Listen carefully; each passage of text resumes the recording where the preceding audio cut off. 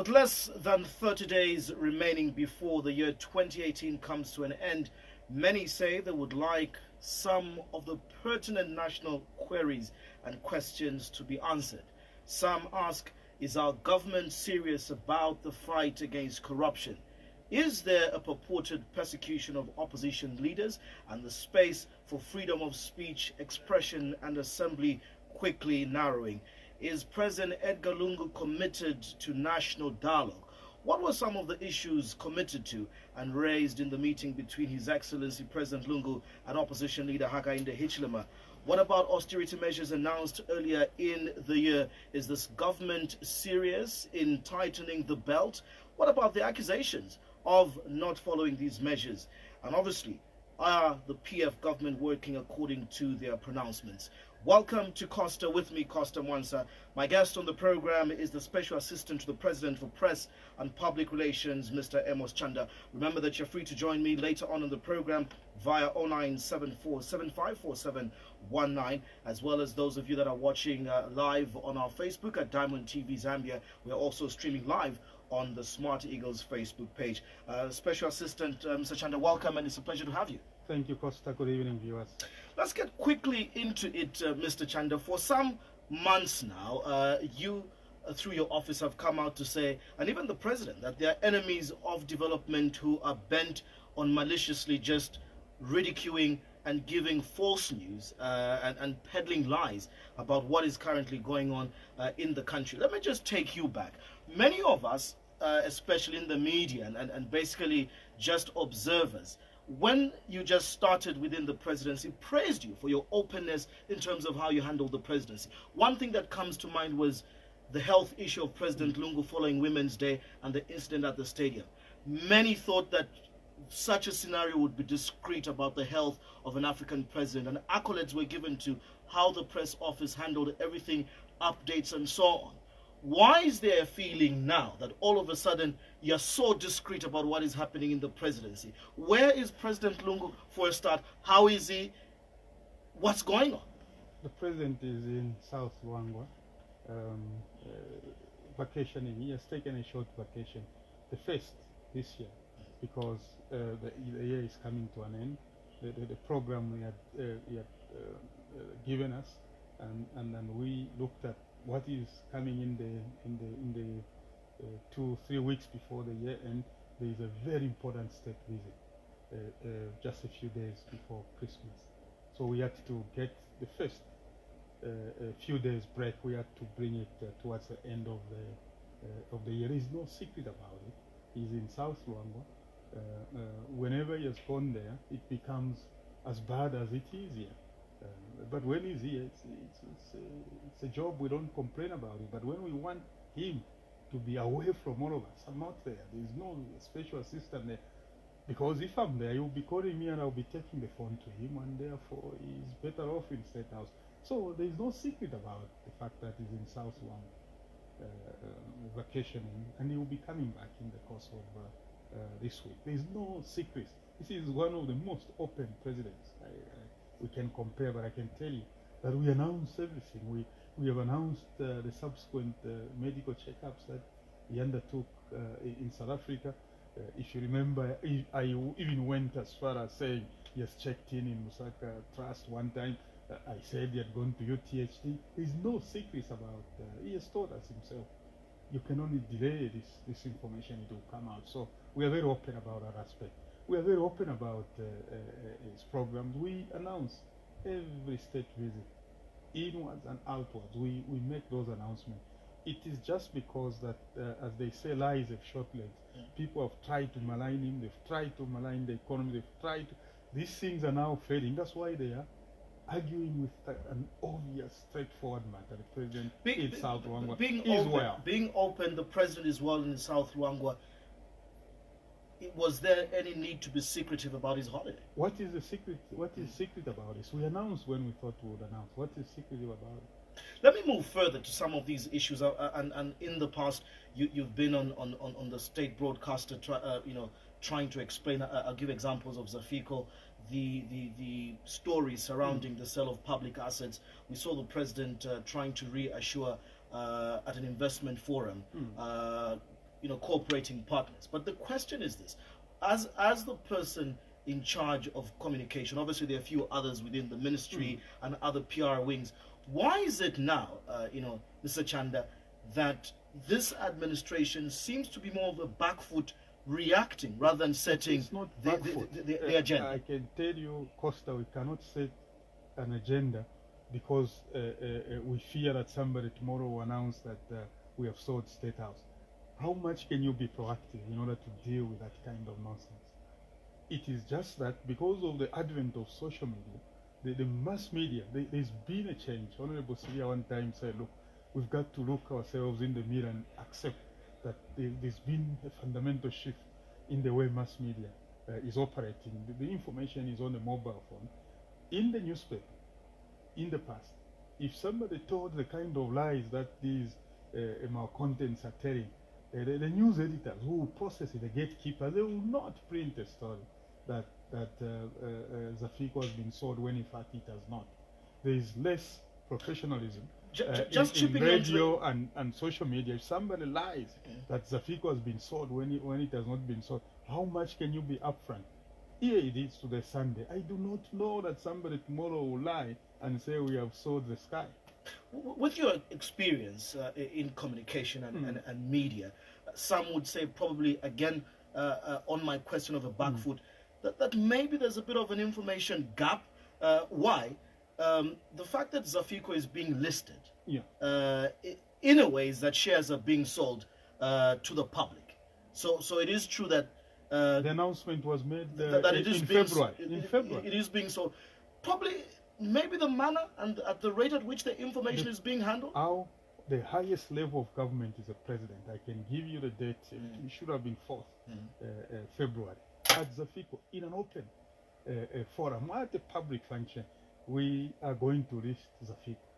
Unless you wanted the president at a function like that to go to the micro detail, the listing entails issuing an IPO, which it is, initial public offer, appointing a PR agency to publicize the listing, appointing transaction advisors, the lawyers, and also now to putting up a cautionary announcement. That is not a job for the president. What will be the transaction advisor do?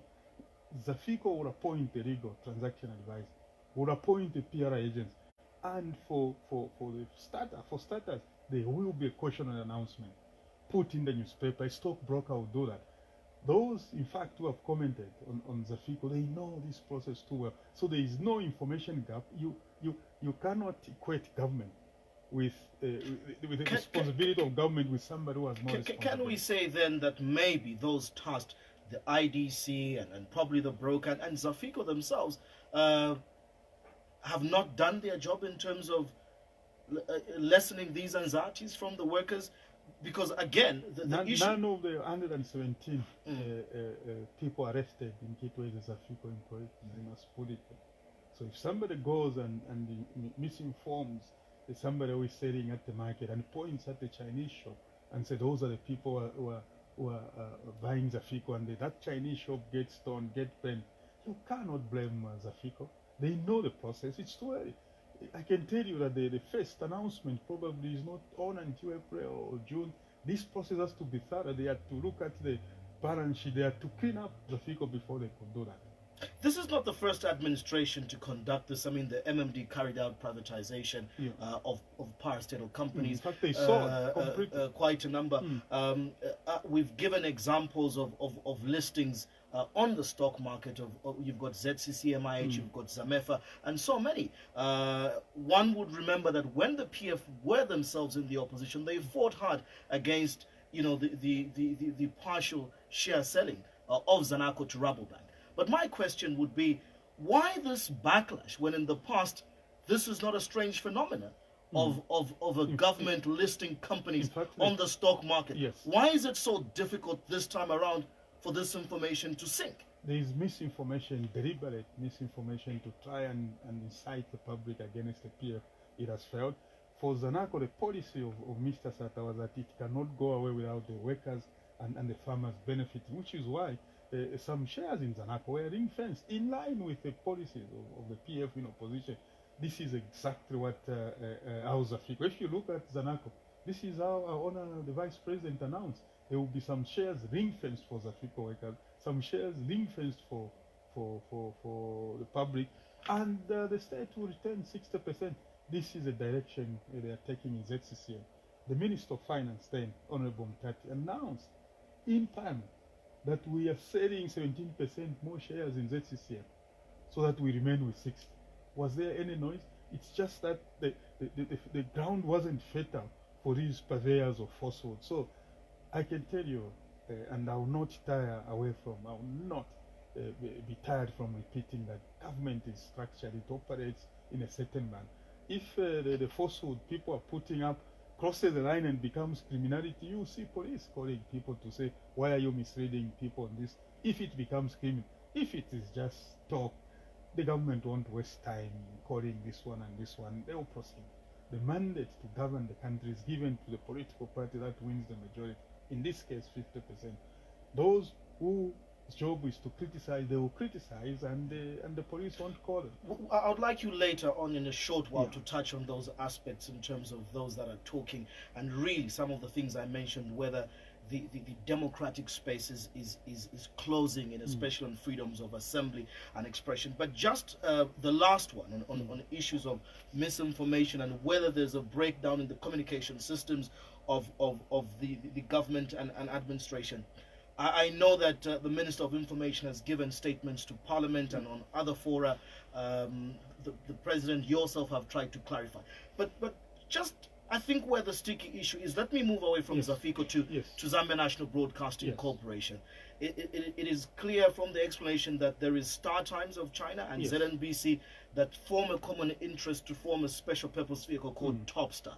I think the contention for so many people is, if we are still in control of ZNBC, why does Star Times own the majority 60% shares? And then there's this belief, does the contract state that for the next 25 years ZNBC will never raise income, all that money will have to go back to paying the loan? I think this is where the contention is, and clarity is sought on why Star Times has 60% equity in Topstar instead of it being tipped in favor of ZNBC. This is total misinformation. ZNBC is a totally independent company. Star Times is an independent company. So is Topstar, which is a joint venture company.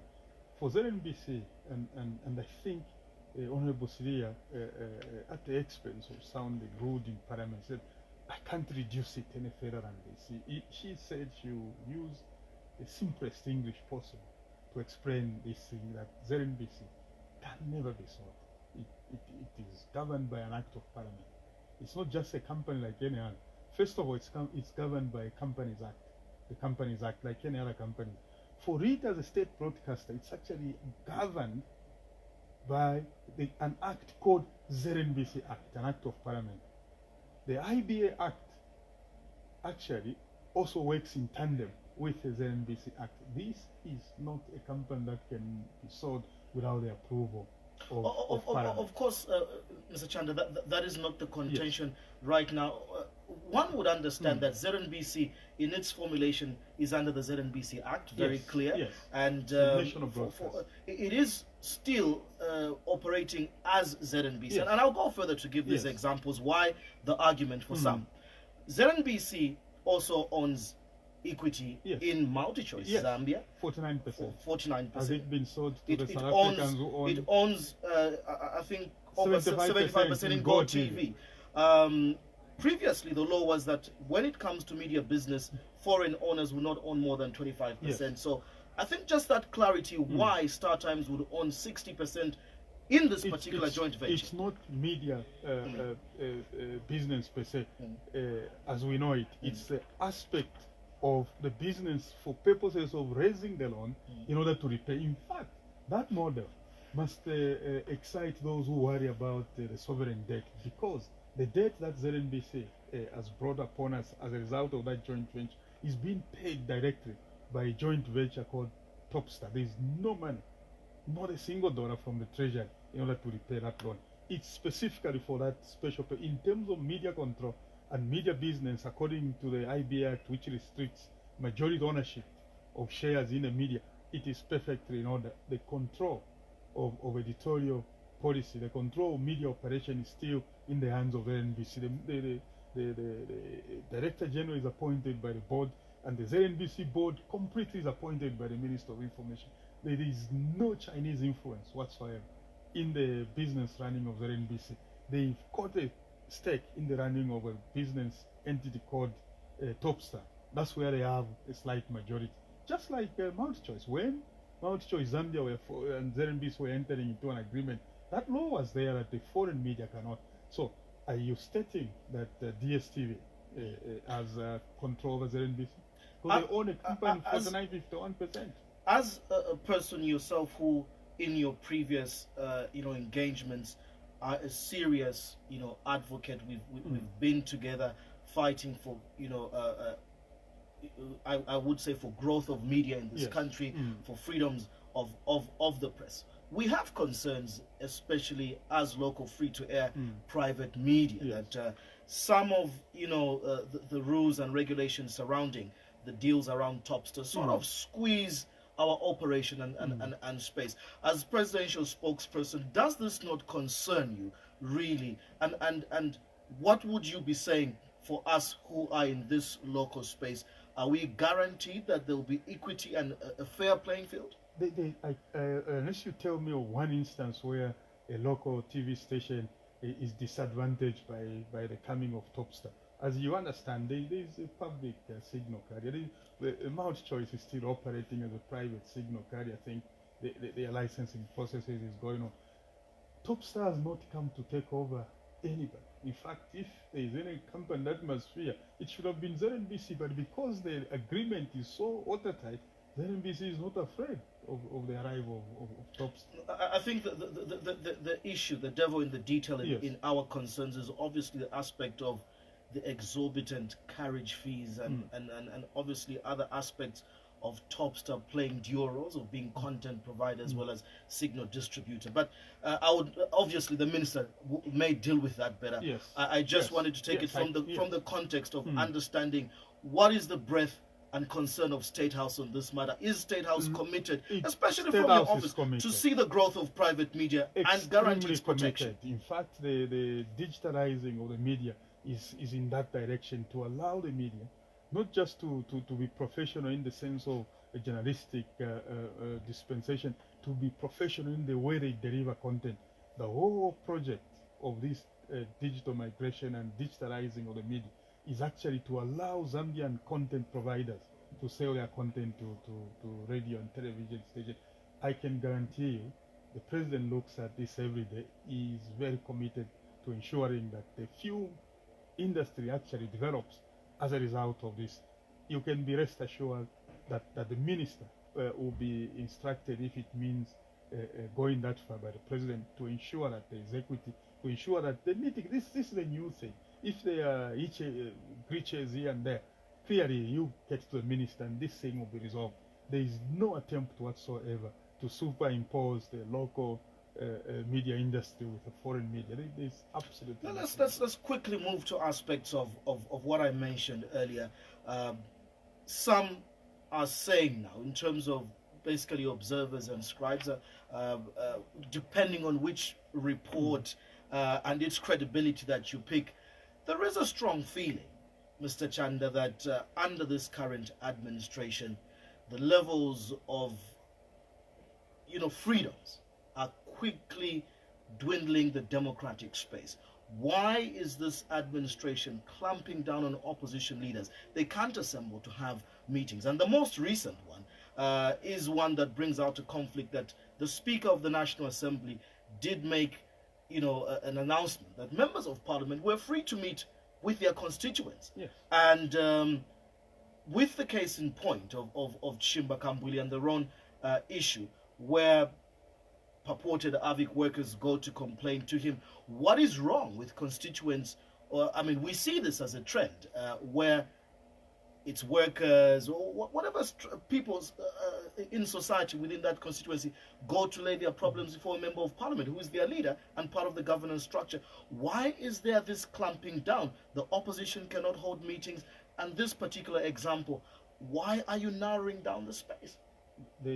From State House, I can tell you that there is no deliberate action to narrow down the space. If you're talking about media freedom, tell me which journalist has been to prison under this administration. I am very constrained to talk about Mr. Kambwili because I think the judicial process has begun. He has a very fertile mind to imagine everything evil within State House. So if we commented on this process which has begun, he's been charged, he has appeared in court. I think the police know more than I do over this matter. Even with that said, really, I'm sure these concerns are not just coming from us within the local media. No one then would say that this is State House involvement. But we keep on seeing these things coming out of the paper. I can give you examples of Harry Kalaba being stopped in the Eastern Province just last week and so on. And again, I know that you understand this better, that from the elements of the Thomas Jefferson and the United Nations Charter, of which as a country we are signatories to such treaties, these are inherent rights that people must be able to express themselves freely. They must be able to assemble freely. We understand very well that even in the Public Order Act, the Christine Mulindika case sets it very clearly that it's merely a notification. Surely you've heard these cries. What is the president himself saying? He himself being a lawyer, he himself being Secretary General of the Patriotic Front at one point and in the opposition, he understands what it means to be in the opposition. What is the president thinking about all this? I mean, we have at Mangango, we have so many by-elections. You haven't seen public gatherings of opposition. President of the UPN, the Akainda Ichilema, 2 days ago, and so one day, they had a big meeting in Intercontinental. Did you see any interference in there? The case you talk about in Eastern Province, how did Mr. Kalaba know that those plain clothes, whoever it was, were intelligence officers and police? Police carry the uniform with a number. So if you are able to identify, sometimes we must move away from the realm of conjecture and be specific. This intelligence officer, how did he identify me? Was that incident, did it take place? Did it not? I don't want to cast doubt on what I do not know about that incident. We learned through the mass that incident took place, but I have no details that it did. One would assume that obviously with the operations of government and obviously the presidency, the whole system through the presidency do get intelligence briefs and the president is knowing. My question is, there is this, and I want you to answer whether you are in touch with the ground to observe that there's these sentiments. There is a feeling, Mr. Chanda, that this current administration, first of all, one is reckless in borrowing, and because it has borrowed recklessly, you are deliberately moving away from what was a pro-poor, PF government and manifesto of more money in people's pockets and lower taxes. We see more taxes and fees. Do you think borrowing just to build a dam for the just poor a second. is So reckless? we see people complaining that this government is squeezing the already impoverished and poor citizens without a single share of care. Now, why I was asking to say the intelligence does give this, there is a notion then again to say the president has been closed off to knowing what is really happening on the ground. Or if he knows, he has become a president who is deaf to the concerns of his people. Does President Lungu know that people are suffering? Does President Lungu know that people are complaining of these taxes and the borrowing? The very thing that took him into politics is his concern about the poor. He knows, even before he became president, that this is a poor country. So to suggest that the suffering of the people began with his presidency is to be stating half-truths. He knows the concerns. He knows the plight of the poor. But again, we must be evidence-based. Tell me 2, not 5, new taxes that have been introduced. And I'll tell you that is misinformed. Just tell me. Well, people are concerned, obviously, of the fact that even now, in the new budget, it is not very clear, the roadmap on how the sales tax will be implemented. It is very clear that they have abolished VAT tax and introduced sales tax, but business houses are concerned in the aspect that will be deteriorative against, VAT. The minister is very clear that she will save hundreds of millions of dollars with the new tax. Therefore, it reduces but the roadmap has still not been given. No, in April the tax comes into effect. But other than that, you say we give examples. Still, in other realms, there's aspects of the tax, the fee on the calls. You had the commotion that it caused, and many other, the increments in just commodity prices. They have soared due to trigger effects. Obviously, we'll get into an argument of exchange rate and the fuel on the fuel price on the international market. It has come down now. We are not seeing that decrease, the increase in electricity tariffs and so on. So one may not, when they say taxes, not just directly the taxes from ZRA, but all these components in terms of regulatory fines and taxes that you pay that contribute to that suffering. Again, my question would be, if the president knows this, is he concerned, and what is he doing about it? He's extremely concerned. First of all, some of the things, the idea of government is to deliver a service. The idea of government, somebody seeking political power, is to go there and make a difference. He said it was a painful decision. It was a difficult decision, but he had to save ZESCO. Therefore, he approved a cost-reflective tariff. You've had a choice.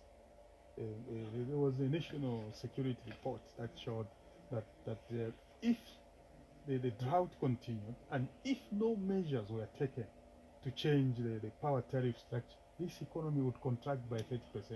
Do you want the tariffs to be at 10% and kill the economy in the next 3 months so that the people don't feel the pain? He sympathizes with the pain that the people feel, but he said it's like a surgeon. If you just say this wound is too septic, you can't put a surgical knife in there, you will end up with an amputation. If the president is taking painful decisions on issues like, ZESCO, as you put it, on the tariffs, and you say he's concerned about the sufferings of the people, again, there are concerns that amidst a $15 million, combined local and external debt, portfolio or debt contraction that we're exposed to, we still hear of these scandals of misappropriation or cost inflation. Others would want to term it corruption. And then there is the aspect that the president is not committed to this fight against corruption. We have to pay back $1 million to the global funds for that, medical stores, saga in the Ministry of Health. We had to pay back money to, DFID through that social cash, transfer scandal. If the president is really committed to this fight, why is he not seemingly in? We know that in the social cash transfer there was a whip cracked with Minister, Kabanshi, but I'm trying to correlate the fact that when people say there's reckless borrowing and the president is announcing austere measures, there seemingly is not the walk the talk within what is happening. The opposite is happening. Again, the president is not the Inspector General of Police. He's not the Director General of SEC. And he's not the director of so why is he not firing these people if they cannot act on so many things? They are. What you are used to is bloodletting. And this idea must go out. If there is an investigation going on, you cannot fire somebody unless there is very credible evidence, like there was a case in the Ministry of Infrastructure. There is this idea that grand corruption, unless it involves a politician, for fear of jeopardizing the case of the individuals that were sent away from infrastructure, I won't tell you the amounts, but they are monumental amounts. But because there is no name of a politician there, it has gone, and so those actions will only be taken where it is credible. So are we saying, Mr. Chanda, then that acts of, graft, acts of cost inflation on projects, and basically people who are sticking fingers into public coffers when we need them the most, because we're exposed to a $15 million debt and we are spending so much in debt servicing. Are we saying that our politicians are clean based on the fact that at one point your boss mentioned that he received reports that there were huge amounts of monies in the bank accounts of some of these ministers, and that's the call for bloodletting that we're looking for. Fired somebody. And again, the victimization you're talking about, that's a problem with this a narrative which sometimes is not fairly being put across. If action is taken on the basis of a report Then again, you say that person must not appear before the SEC because that's victimization. So what are you saying? Let's get to the issue of the social cash transfer before I open the phone lines. I know people are itching to interact with you. Yes, the president did crack the whip on Minister Kabanchi. We are not saying tonight that she's guilty because I think no security agency and case has come up. But one of the things in your statement within that saga of the social cash transfer, the president in June had received reports and concerns. Yes. Why did it take so long? Because it seems then we were reactive to the donors asking for their money to be paid back. There was need now for a public statement because information that security agencies were acting on away from the glare so that no one is falsely accused and now but isn't this where we're saying that public? Isn't this where we are saying that there are lapses? Because in that gap from June, a criminal investigation is just a criminal investigation. At that time, we had been told that a possible prosecution is possible. You wanted me to announce and name individuals. What happens to the presumption of innocence for those individuals? So if information now is in the public domain, what is left of us is to make the statement clearly so that we state. And there was not a refund, that I can tell you. That money from DFID was actually money from DFID in that account, and it was just given back because they asked for it. It was not a refund from state coffers. It is actual money. Bank statements are there. This is exactly where you must allow the integrity of government not to be tampered with. Had they waited, a statement was going to be very clear. The DFID money is intact, it's not been stolen. We have question marks on this money that has been used by the postal services, and this action will be taken. There was no pressure whatsoever. I think I can now safely tell you that even the acrimony between, supposed acrimony between the Zambian government is not there because the British government at the highest level were in conversation with us. High Commissioner Fegas was great. I want you to amplify in a bit on that, and I'll connect these two questions.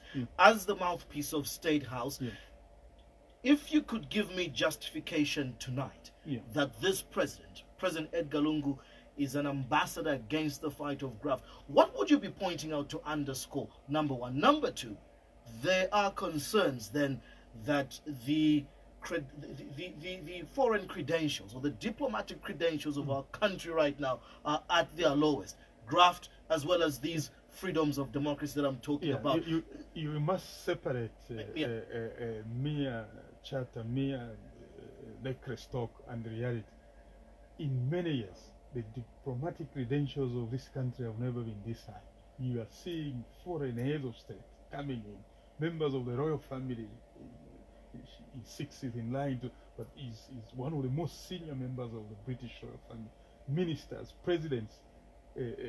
When we seek an appointment with a foreign head of state, you can ask the. But do trips, Mr. Chanda, imply that then we can point to if our investment? democratic credentials are down, some have been Prime Minister, pulling out on their the Prime Minister and the King of Japan will not be seeking audience with us. President Xi Jinping, everyone, President Putin, the diplomatic credentials of this country under this president have been very high up. You can ask P.S. Lombe and ask anyone in the diplomatic circles. So it is a complete falsehood trying to, yes, freedom of expression entails just that. Everyone who thinks they can arrange corruption can do so. What can President Lungu's admin point at to say he's dedicated to fighting corruption? He's institutionalizing the fight against corruption. He has upgraded people, internal audit officers. If you look at the Auditor General's report last year and this year, it's probably half the size of. This is an institutional reaction, institutional response that he's talking about. Let me make it very clear. He has made it very clear to us that he's not going to be bullied to go on the ante and shout at somebody, send police, direct the arrest of somebody as long as you can make an allegation and you are in an elevated position because you're president. That he is not going to do. He's committed to institutionalizing the fight against corruption, giving the investigative agencies the independence they need. There was a lot of pressure from members of the Patriotic Front who were extremely unhappy about the FIC at one point. Didn't he meet her and gave her the assurance of the independence the autonomy she needs to operate. Is she still in the office? In under 10 minutes, allow me to open the phone lines. You're you're free to get through rather on 0974754719.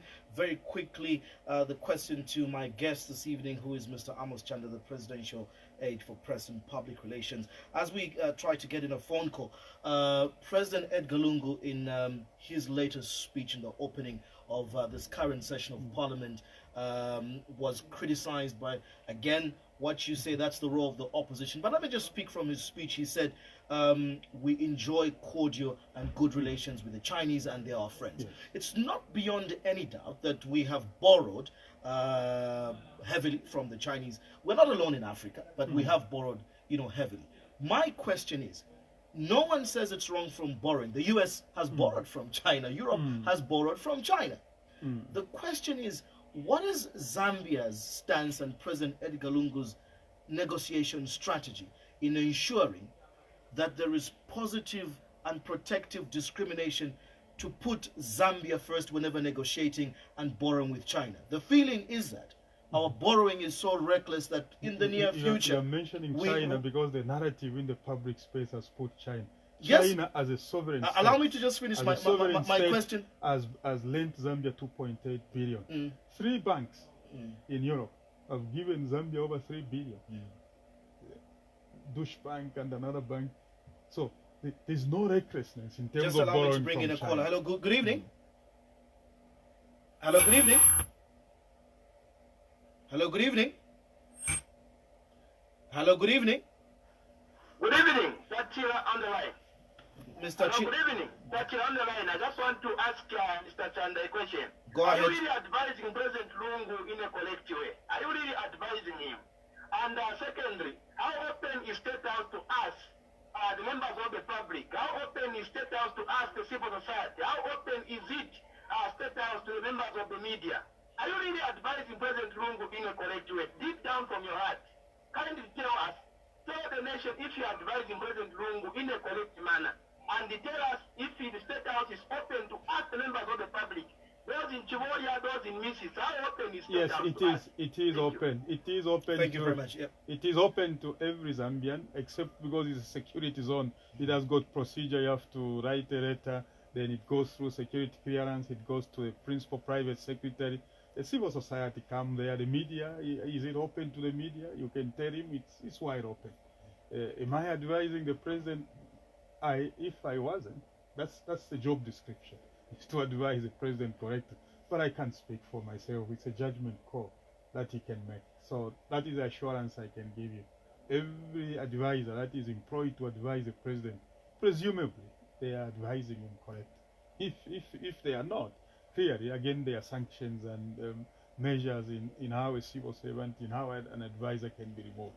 So that's a judgment call. Before we took the phone call, I just want you to reiterate on the figure of how much. I know that within this year it was made clear that the Minister of Finance will sorely talk about debt and the debt position. Yes.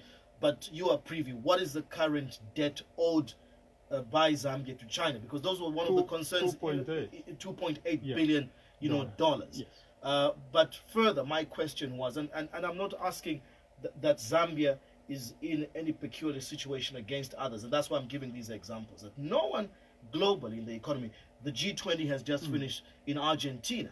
The biggest question is that China has become so powerful in the global economic sense that when they are lending, definitely they will need something if these monies are not paid back. So my question is in the aspect, when we borrow these loans and negotiate, what is the president's strategy in terms of protecting our country and putting its citizens' interests first?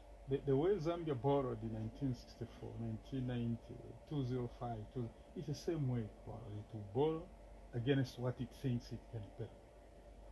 Even at a time when Dr. Kaunda's government had a cash crisis and they had to print minimum coupons in order to finance. Sorry, Mr. Chanda, allow me just to bring in Benjamin. Hello, good evening. Hello, good evening. Hello, good evening. Hello, good evening, Benjamin. Go ahead with your question very quickly. Good evening, we can get you. Go ahead. Yes, I just want to ask Mr. Chanda that is he the same one who used to sing in Lumbani Maboda? And I just want to advise him that, sir, when you're speaking, I'm a very strong UPNB supporter, and we don't like you because we like you as a person. And as supporters, we don't like you when you're talking and attacking Mr. HH. So I'd love you to be very good friends, and if you are good friends, please don't continue showing that hatred to him. That's my advice. Your advice is not welcome. I have no enmity with President Akainde of the UPND. I can tell you that you can actually ask him. If he tells you there is an enmity, come back to me. So you are totally misinformed. And I've spoken here for almost an hour. I've not attacked any opposition leader. So please, when you are coming on TV live, please stick with the facts. Let's get to really wind up the issue of China. I think my question was very clear. We were just interrupted by the phone call. You were trying to make a point in terms of how money was being contracted from the 1960s. Zambia has never defaulted. So the strategy is to borrow in a manner where Zambia is not exposed to the possibility of a default. So that must be made very clear. There's no default now. There's no default being foreseen because the borrowing is within the accepted threshold. There's a slowdown in debt contraction because the president has given directives to make sure that we accelerate to complete the projects that are nearing completion, to move towards concessional and zero interest loans. So in under a minute, we really need to close in time for the news. Two quick ones, but quite heavy. The Corn Court is set to rule on President Lungu's eligibility for 2021 this coming week on the 7th. There are concerns that already the position of this current president is prejudicial, as we've seen campaign material that endorsed Lungu 2021. Whichever way the outcome of this ruling, what are the expectations of your boss? Probably high anticipations. He had to take a holiday, and in line with this, there are fears that whatever the outcome of this ruling may be, may stall the process of the much talked about dialogue. I know it's heavy issues, but just under a minute. How would the court process affect the dialogue process? There was a judgment which I might call landmark. Some magistrate acquitted some members of the opposition who were before them. The court process, let me make it very clear, the dialogue process is not a suspension of government operation, it's not suspension of police operation. The judiciary continues to function, the legislature and the executive continues. Whatever the outcome of the court case on the 7th, the government continues to run because there is a 5-year mandate for the president in office until 2021. He's not bothered about anything. He is president elected for 5 years between now and 2021. This is not a decision that takes him to 2026. Whichever the ruling, there will be a presidential election in 2021. And the winner of the 2021 will rule from 2021 to 2026. So it's just an exaggeration of issues and unnecessary portrayal of events. There is no prejudicial position by the president, no prejudicial position from the debate has been going on. The opposition says the president is not qualified. Is that prejudicial? They are talking. The ruling members of the ruling party are saying the president is qualified. Outside of that, the judges will make an independent. Special Assistant Chanda, thank you so much for coming through. Thank you very much. To Costa. My guest, obviously there, Mr. Amos Chanda. We'll see you next week, Sunday, at the same time, a repeat of this particular program on Wednesday at 19, for those that may have missed it. Thank you so much. The news desk is coming up next. Good night.